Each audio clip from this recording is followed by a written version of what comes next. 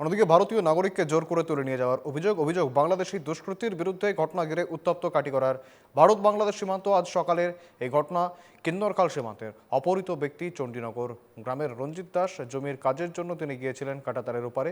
অভিযোগ, তখনই তাকে তুলে নিয়ে যায় বাংলাদেশের দুষ্কৃতীরা। রঞ্জিতকে ফিরিয়ে আনতে বিজিবির সাথে বৈঠকের চেষ্টায় বিএসএফ।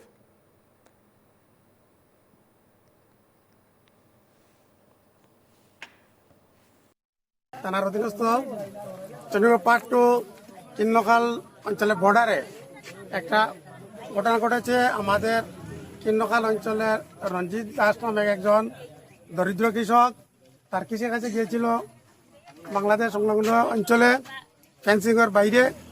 হঠাৎ বাংলাদেশ থেকে 7-8 জন লোক এসে ওনাকে জোর জবরদস্তি করে ধরে বাংলাদেশে নিয়ে গেছে। এখন আমরা এখানে সবাই পাবলিক সমবেত হয়েছি। আমাদের বিএসএফ এর বিভিন্ন কর্মকর্তা এসেছেন এবং তারা ফ্ল্যাগ মিটিংয়ের জন্য চেষ্টা করছেন। বারবার চেষ্টা করা সত্ত্বেও তারা বাংলাদেশ থেকে কোনো সাড়া দিচ্ছে না।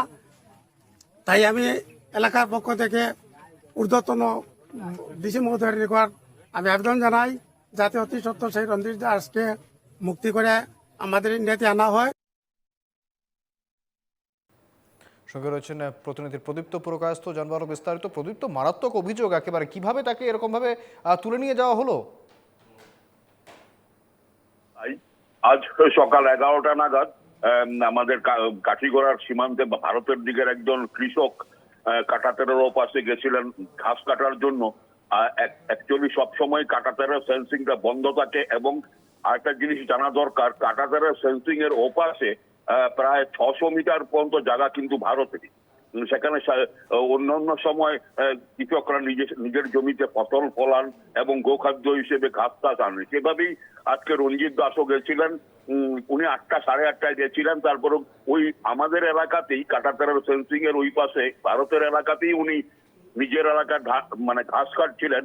ওই সময় অভিযোগ মতে গ্রামবাসীরা অভিযোগ করেছেন যে ওপার থেকে 8-10 জনের একটি দল এসে তাকে টেনে হেঁচড়ে নদী পার করে তার বাংলাদেশে নিয়ে গেছে।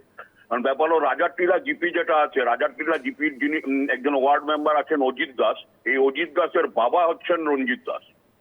তো মোটামুটি এ নিয়ে একটা চরম একটা হাল্লা চিল্লা চলছে, এই মুহূর্তে চলছে। বিএসএফও এসছে। প্রথম যারা জনগণ গেছিলেন ওখানে ওনারা কিছুটা ভিডিও বা একটা চিৎকার চেঁচামেচি করেছিলেন। তারপর বিএসএফ যাওয়ার পর মানুষজনকে সরিয়ে দিয়েছে এবং আমাদের কাছে এখন পর্যন্ত যে তথ্যটা আছে যে বিএসএফ চেষ্টা করছে বাংলাদেশ বর্ডার গার্ড বাংলাদেশের সঙ্গে একটা ফ্ল্যাগ মিটিং করার ব্যাপার নিয়ে, কিন্তু বর্ডার গার্ড বাংলাদেশ থেকে কোনো ধরনের মানে একটা সংকেত পাওয়া যাচ্ছে না। এটা 1 ঘন্টা আগের খবর বলছি আমি। বিএসএফ চেষ্টা করে যাচ্ছে এ নিয়ে একটা ফ্ল্যাগ মিটিং করার, কিন্তু 1 ঘন্টা আগে পর্যন্ত বর্ডার গার্ড বাংলাদেশ কোনো সেই মানে পাত্তা দিচ্ছে না। এই ব্যাপারটা টোটালি অনেক উপরে পৌঁছে গেছে, যেটি একটা আন্তরাষ্ট্রীয় মানে আন্তর্জাতিক সীমান্তের ব্যাপার। মোটামুটি ঘটনাটা দিল্লি পর্যন্ত পৌঁছে গেছে এবং স্থানীয় বিধায়ক এবং যারা প্রশাসনে রয়েছেন, আমরা খবর পেয়েছি কাঠিগড়া এবং গুমরা থেকে পুলিশ ফোর্সও ওই এলাকায় গিয়ে পৌঁছেছে। শুভেন্দু, একেবারে অনেক ধন্যবাদ প্রদীপ্ত।